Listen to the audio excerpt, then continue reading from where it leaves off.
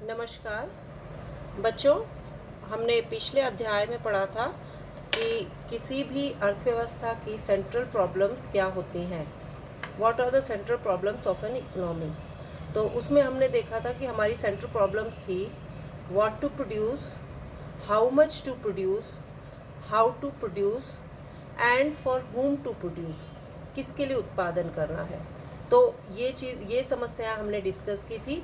अब हम इस चैप्टर में देखेंगे कि इन समस्याओं का हम एक इकोनॉमी में एक प्रोडक्शन पॉसिबिलिटी कर्व यानी कि उत्पादन वक्र के द्वारा हम किस तरह इसको हम हिंदी में कहेंगे उत्पादन संभावना वक्र। तो इस उत्पादन संभावना वक्र में हम किस तरह उन समस्याओं का समाधान कर सकते हैं, इस वक्र के द्वारा कैसे वो समस्याएं समझाई गई हैं और अर्थशास्त्री जो है वो किस तरह इसका समाधान करते हैं। तो सबसे पहले हम देखते हैं कि प्रोडक्शन पॉसिबिलिटी कर्व क्या होता है। तो प्रोडक्शन पॉसिबिलिटी कर्व जो है उसे हम कहेंगे कि production possibility curve is the curve which represents the maximum amount of a pair of goods and services। goods and services यानी वस्तुएं और सेवाएं, उनका मैक्सिमम प्रोडक्शन, बहुत ज़्यादा से ज़्यादा जितना हम कर सकते हैं उतना production that can both be produced with an economy's given resources, जो उपलब्ध हमारे पास साधन है उनसे और तकनीक से। एज्यूमिंग, ये मान लेते हैं कि that all resources are fully employed, ये मान लेते हैं कि सारे ही रिसोर्सेज जो है पूर्ण तरह उनका जो है इस्तेमाल हुआ है, पूर्ण रोजगार की स्थिति में है, यानी कि उनका फुल्ली यूटिलाइजेशन हो रहा है। तो ये डेफिनेशन किसने दी? सैमुअल्सन ने ये डेफिनेशन दी है। ठीक है, सैमुअल्सन के अनुसार ये डेफिनेशन है। अब हम इसे हिंदी में कह सकते हैं कि उत्पादन संभावना वक्र वह वक्र है जो दो वस्तुओं या सेवाओं, अब यहाँ देखिए पेयर ऑफ गुड्स यानी दो वस्तुएं, यहाँ दो वस्तुओं, हम एग्जाम्पल के तौर पे दो वस्तुओं को लेते हैं। तो दो वस्तुओं के उन सभी संयोगों को प्रकट करता है। संयोग जो भी उनके डिफरेंट अल्टरनेटिव्स हैं वो हम अभी मैप उसके ग्राफ के द्वारा देखेंगे। तो जिनका अधिकतम उत्पादन एक अर्थव्यवस्था के दिए हुए साधनों तथा तकनीक के द्वारा साधनों के पूर्ण रोजगार की स्थिति जो है उसका संभव होता है, पूर्ण रोजगार की स्थिति से ये संभव हो पाता है, तो उसको हम प्रोडक्शन पॉसिबिलिटी कर्व कहते हैं। अब यहाँ पर एक शब्द आया है गुड्स, गुड्स एक शब्द आया है, गुड्स एंड सर्विसेज, यानी गुड्स क्या होती हैं? तो गुड्स यानी वस्तुएं, हम इकोनॉमिक्स में वस्तुएं किसे कहते हैं? वो वस्तुएं जो हम फैक्टर्स ऑफ प्रोडक्शन, अब इससे पिछले अध्याय में मैंने बताया था कि साधन जो होते हैं वो क्या है, आपके लैंड, लेबर, ठीक है, और कैपिटल और आपका कच्चा माल जिसे लेकर हम कोई भी सामग्री बनाते हैं या कोई वस्तु बनाते हैं। तो ये जो इनके द्वारा बनाई गई जो फैक्ट्रियों में जो उत्पादन किया गया, जो चीज़ें उपलब्ध करवाए, जिनकी कीमत है बाजार में उपलब्ध होती है, वो गुड्स कहलाती हैं। अब गुड्स आपकी देखिए कई तरह के, जिसमें मुख्य रूप से कंज्यूमर गुड्स और कैपिटल गुड्स आती हैं, यानी कि उपभोक्ता वस्तुएं और पूंजीगत वस्तुएं। अब सामान्य सी बात है, उपभोक्ता जो वस्तुएं हैं वो तुरंत उपभोग करने के लिए होती हैं, ठीक है, यानी कि ये यहाँ टर्म आता है इंटरमीडिएट,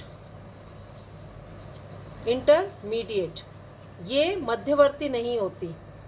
कंज्यूमर गुड्स जो है मध्यवर्ती, यानी कि किसी लेकर आपने पेन लिया और पेन को आगे आपने पढ़ाने में काम लिया, तो ये दूसरा होगा। लेकिन पेन को आप लेकर और सीधा उसे कंज्यूम कर रहे हैं, ख़त्म कर रहे हैं, वो कंज्यूमर गुड्स में आ गया। जैसे आपने ब्रेड ली या आइसक्रीम ली, उसको लिया और खा लिया, तो वो कंज्यूम किया है। जबकि कैपिटल गुड्स जो है वो इंटरमीडिएट यानी कि किसी और चीज़ को बनाने में इस्तेमाल होती है। इसी तरह कंज्यूमर गुड्स कुछ समय के लिए होती है, कैपिटल गुड्स अधिक समय के लिए होती है। ये पूंजीगत वस्तुएं भी है। अब यहाँ देखिए इन्हीं के आधार पर, उनके नेचर के आधार पर हम इनको करते हैं कि ये ड्यूरेबल होती हैं पूंजीगत वस्तुएं। इस तरह जो वस्तुएं उनका ये भी एक उनका नेचर होता है कि वो कैसी वस्तु होती है, ड्यूरेबल और सेमी ड्यूरेबल, यानी कि कुछ समय के लिए होती हैं और कुछ बहुत लंबे समय तक काम देती हैं। जैसे आपकी मेटल से बनी हुई, धातु से बनी हुई चीज़ें जो हैं वो काफ़ी लंबे समय तक टिकती हैं, जबकि दूसरी तरफ कुछ एक चीज़ें जो साल 2 साल में ख़त्म हो जाती हैं या उतने ही समय तक चलती है। और पेरिशेबल वो गुड्स होती हैं जो कि आपने लिया, और दूध है जैसे, या दूध से बना सामान या ब्रेड, जो कि तुरंत जो है ख़राब हो जाती हैं, तो या तुरंत कंज्यूम हो जाती हैं, वो जो है पेरिशेबल, इनको तुरंत कंज्यूम करना पड़ता है। तो इस तरह ये वस्तुएं होती हैं विभिन्न प्रकार की। तो अब हम देखते हैं कि वस्तुएं जो हमने देखा, तो विभिन्न जो उनका पेयर्स है, विभिन्न प्रकार की वस्तुएं, उसका संभावना वक्र जो है वो विभिन्न प्रकार की वस्तुओं के संभावित उत्पादन का जो है वो संभावनाएं दिखाता है कि किस तरह हम वो उत्पादन उनका मैक्सिमम कर सकते हैं रिसोर्सेज को इस्तेमाल करके। अब यहाँ मान लो हम ले लेते हैं गेहूँ और कपड़ा, या आप ब्रेड और टैंक, कोई भी दो वस्तुएं जो हैं उनको आप एग्जाम्पल के तौर पे ले सकते हैं। अब इससे पहले संभावना वक्र जो है वो कब काम करता है, ये हम उसकी कुछ पॉसिबिलिटी दिखाते हैं कि संभावना वक्र किन स्थितियों में काम कर सकता है। तो ऐसी क्या एजम्पशंस हैं, इसमें आप देखिए, पहला है उत्पादन के साधनों की स्थिर मात्रा, यानी कि फिक्स्ड क्वांटिटी होनी चाहिए। जो उत्पादन के साधन है उनकी फिक्स्ड क्वांटिटी होती है, और उपलब्ध साधनों का पूर्ण और कुशल उपयोग, यानी कि उनका फुलर और एफिशिएंट यूटिलाइजेशन होना चाहिए। उनका फुलर और एफिशिएंट यूटिलाइज होना चाहिए। और यहाँ पर जो तकनीक है, जिस समय ये पॉसिबिलिटी कर्व में हम उनकी पॉसिबिलिटीज देख रहे हैं, तो उस समय वो स्थिर, उनकी जो है कीमतें या तकनीक जो है वो स्थिर होनी चाहिए।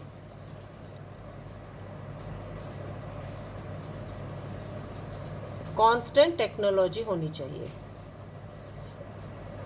ठीक है। और उसके बाद होता है कि गुड्स जो हम इस प्रोडक्शन पॉसिबिलिटी कर्व में दिखाएंगे, वो कोई भी दो संभावित वस्तुएं जो हमने पहले डिस्कस की थी वो होनी चाहिए।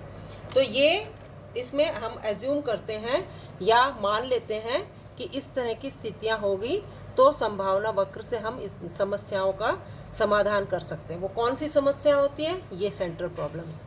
क्या समस्याएं हैं कि ये समस्याएं हैं व्हाट टू प्रोड्यूस और हाउ मच, कितना, ये दोनों एक ही उसमें आते हैं। What to produce, how much, फिर उसके बाद हाउ टू प्रोड्यूस, और उसके बाद आता है whom टू प्रोड्यूस, और उसके साथ साथ फुलर यूटिलाइजेशन ऑफ रिसोर्सेज भी, कि जब यूटिलाइजेशन या ग्रोथ ऑफ रिसोर्सेज हो जाती है, जब रिसोर्सेज का विकास हो जाता है, तो वो स्थिति कैसी होती है, ये चीज़ें इसमें दिखाई देती हैं। ये सेंट्रल प्रॉब्लम्स इसमें सॉल्व की जाती हैं। तो अब हम दो वस्तुओं का एग्जाम्पल के तौर पे ले लेते हैं और हम देखते हैं कि संभावना वक्र होता कैसा है। देखिए,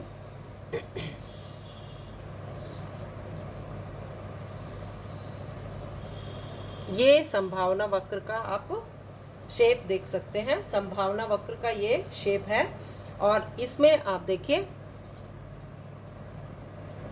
ये मान लो आप गुड ए यानी कि क्लोथ या कोई भी कपड़ा, मान लो ये एक गुड है क्लोथ, कोई एक वस्तु बनाई गई है और यहाँ पर आप गेहूँ उगा रहे हैं, तो ये कुछ कितने टन या कितने रोल क्लोथ और ये कितने टन गेहूँ, इस तरह दो पॉसिबिलिटीज़ यहाँ पर दिखाई देती हैं, ठीक है।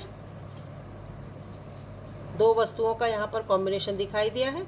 अब आप देखिए, एक वस्तु ये है, दूसरी यहाँ पर, एक वस्तु ये है, ये कॉम्बिनेशन इसका यहाँ पर, ये कॉम्बिनेशन यहाँ पर। अब इसमें आप देखिए,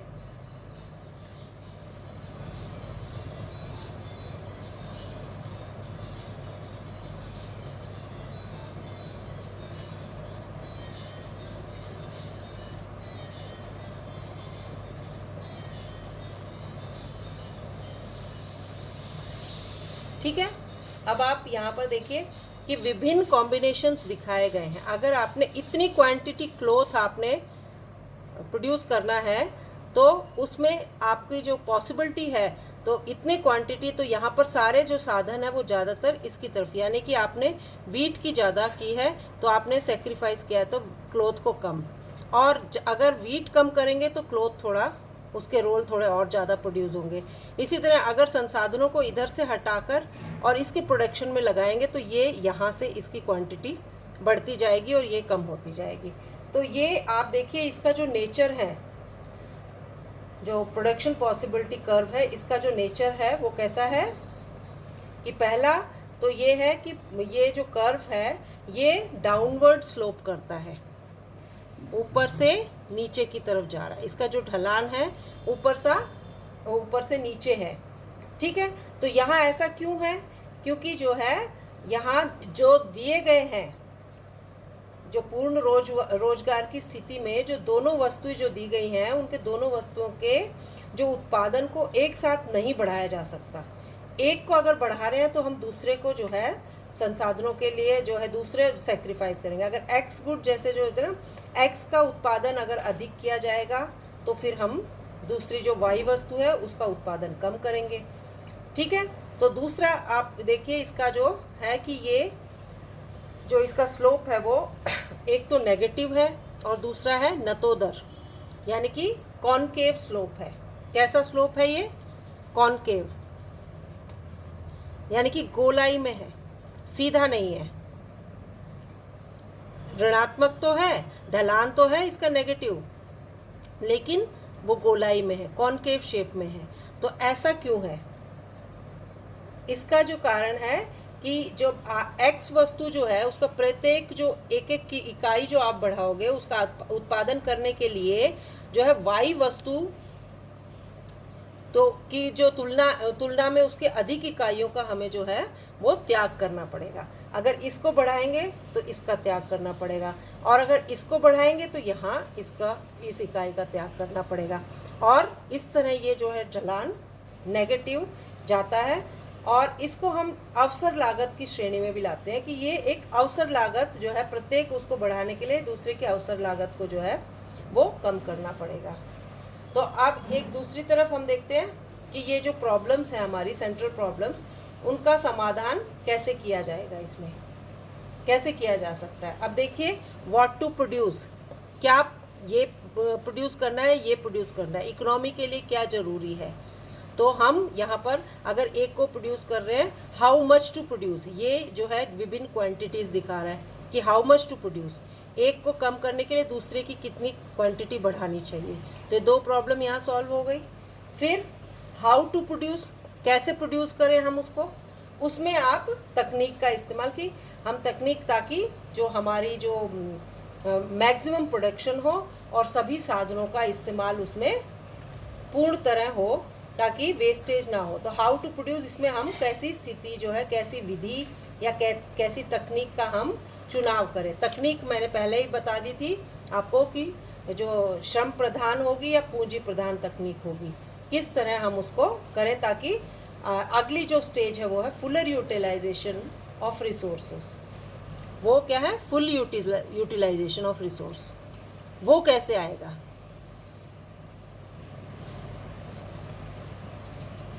वो फुलर यूटिलाइजेशन ऑफ रिसोर्सेस कैसे होगा? तो इसको हम देखते हैं फिर से वक्र के द्वारा हम समझते हैं।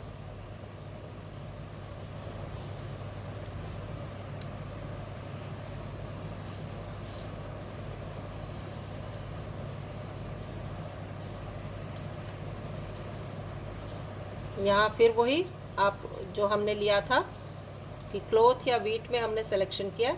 अब यहाँ पर देखिए ये आपके जो कर्व है कॉनकेव स्लोप है, फुलर यूटिलाइजेशन का ये दिखाता है। ये जो लाइन है ये दिखा रही कि यहाँ पर जो रिसोर्सेस हैं वो पूरी तरह से, जो आपके पास उपलब्ध संसाधन है वो पूरी तरह से उपयोग हो रहे हैं, ठीक है। ये स्थिति, ये लाइन ये स्थिति दिखाती है कि पूरी तरह से उपयोग हो रहे हैं। अगर इनके बीच में कोई भी बिंदु, मान लो ये दो बिंदु हैं या यहाँ कोई बिंदु दिखा दिया है, कोई भी आप बिंदु बी, सी या ई, कोई भी बिंदु जो दिखाया जा रहा है, इसका मतलब है कि यहाँ पर इतना क्लॉथ जो है, इतना वीट और इतना क्लॉथ प्रोड्यूस हो रहा है। इस पॉइंट पे इतना प्रोड्यूस, यानी कि इतनी क्वांटिटी वीट और इतनी क्वांटिटी क्लोथ, यहाँ पर इतनी क्वांटिटी क्लोथ, यानी कि जो रिसोर्सेस है वो अब भी ये जो गैप दिखा रहा है, ये जो गैप है यहाँ अगर इन दोनों को मिला दें, ये देखिए, तो यहाँ ये जो गैप है ये दिखा रहा है कि यहाँ रिसोर्सेस का इस्तेमाल नहीं किया। अभी भी पॉसिबिलिटी है, अगर हम तकनीक को बढ़ाएं तो हम और भी ज़्यादा इस क्लॉथ को यहाँ तक प्रोडक्शन ला सकते हैं। और ये यहाँ इस तरह इतनी हमारी कैपेसिटी है, तो हमने उन रिसोर्सेस को पूर्णतः उपयोग नहीं किया है, तो ये अंडर यूटिलाइजेशन ऑफ रिसोर्सेस दिखाता है ये स्थिति, अगर हम बीच में लेंगे तो।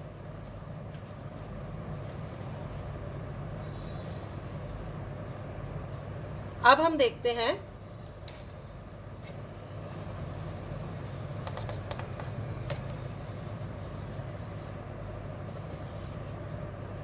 ये तो आपका दिखा रहा था कि अंडर यूटिलाइजेशन ऑफ रिसोर्सेस।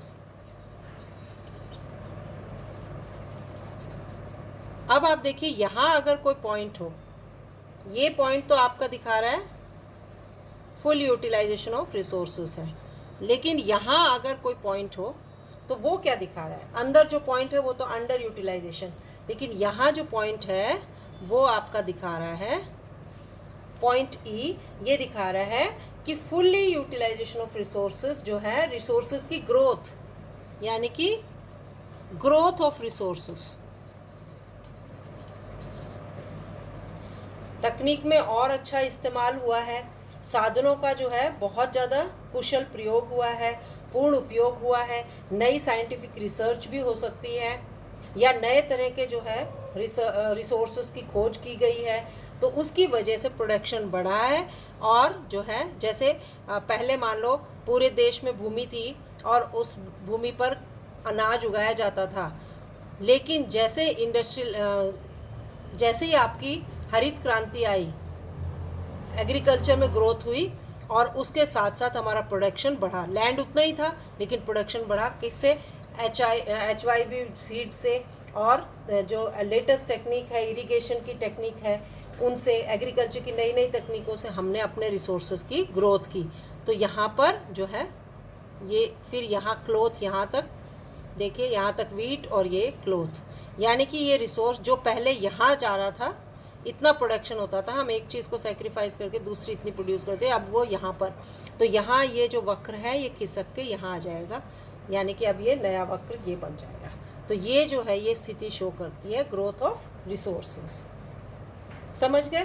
तो अब ये जो वक्र है ये हमारी पॉसिबिलिटी बढ़ गई है, तो ये जो बाद की स्थिति है इसमें आपका आ सकता है कि चेंज ऑफ रिसोर्सेस और उसके बाद चेंज इन टेक्नोलॉजी, इनकी वजह से जो है ये कर्व शिफ्ट हो गया है, ठीक। तो ये वक्र का शिफ्ट होना और इसके अंदर जो वक्र बनना, ये दोनों स्थितियां मैंने आपको बता दी है। अब तीसरी ऐसा भी हो सकता है, कभी आपको वक्र के द्वारा हम ये भी बता सकते हैं कि अगर एक संसाधन के, जैसे मान लो क्लॉथ यहाँ पर है और ये वीट है, क्लॉथ है, दो कोई भी गुड्स आपने दिखा दी है, तो इनमें भी आप देख सकते हो कि ये वक्र यहाँ से यहाँ इस तरह, तो ये स्थिति क्या दिखाती है कि यहाँ पर देखिए पहले इतनी मात्रा में वीट प्रोड्यूस हो रहा था और इतनी मात्रा में क्लॉथ, अब यहाँ देखिए यहाँ इतनी मात्रा में क्लॉथ, तो पूरे साधन जो आपने वीट की तरफ, जो इतनी मात्रा में वीट और पूरे साधन आपने वीट की तरफ कर रखे हैं, यहाँ इतनी मात्रा में क्लॉथ, तो पूरे साधन आपने क्लॉथ की तरफ जो है डाइवर्ट कर रखे हैं, यानी कि पूर्ण जो प्रोडक्शन है वो क्लॉथ का हो रहा है। लेकिन ये दिखाता है कि यहाँ पर ग्रोथ ऑफ रिसोर्सेज सिर्फ इसमें हो रहे हैं, वीट में हो रहे हैं, तो यानी कि ये प्रोडक्शन ऑफ वीट बढ़ गया है, प्रोडक्शन ऑफ वीट बढ़ गया, ग्रोथ किस में हुई है, इसमें हुई है। जबकि इसी तरह दूसरी स्थिति आप देखोगे, दूसरी स्थिति भी ऐसे दिखाता है जिसमें आप देखिए यहाँ पर ग्रोथ ऑफ रिसोर्सेस ये दिखा रहे हैं कि क्लॉथ के प्रोडक्शन में ग्रोथ ऑफ रिसोर्सेस हुई है, जबकि वीट का प्रोडक्शन उतना ही है। मीट का प्रोडक्शन यहीं तक है, और रिसोर्सेस किसमें, इसमें प्रोडक्शन में ग्रोथ हुई है, ग्रोथ में हुई है। तो इस तरह प्रोडक्शन पॉसिबिलिटी कर्व जो है विभिन्न स्थितियां दिखाता है। तो अब हमने देखा किस तरह इसको हम प्रोडक्शन पॉसिबिलिटी कर्व को हम ट्रांसफॉर्मेशन कर्व का नाम भी देते हैं। इसका दूसरा नाम ट्रांसफॉर्मेशन कर्व है। तो कभी ये भी पूछा जा सकता है कि प्रोडक्शन पॉसिबिलिटी कर्व, या फिर पूछा जाता है व्हाट इज ट्रांसफॉर्मेशन कर्व। तो ये दोनों ही स्थितियों में आप इसको इस तरह समझा देंगे। ये जो 2-3 मैंने जो आपको बताए हैं, पहला इस तरह स्थिति, दूसरा आप अंडर ग्रोथ ऑफ रिसोर्सेस, जिसमें ये पॉइंट जो है अंडर रिसोर्सेस दिखाता है ये, और तीसरा ये जिसमें वो ग्रोथ ऑफ रिसोर्सेज दिखाता है, और उसमें ये अलग अलग पॉसिबिलिटी है कि कई बार इस तरह भी एक वस्तु के प्रोडक्शन में ही सारे रिसोर्स लग जाते हैं, उसका ग्रोथ होता है, जबकि दूसरा प्रोडक्शन हम जो है उसके प्रोडक्शन में वो संसाधनों को सेक्रीफाइस करते हैं। धन्यवाद।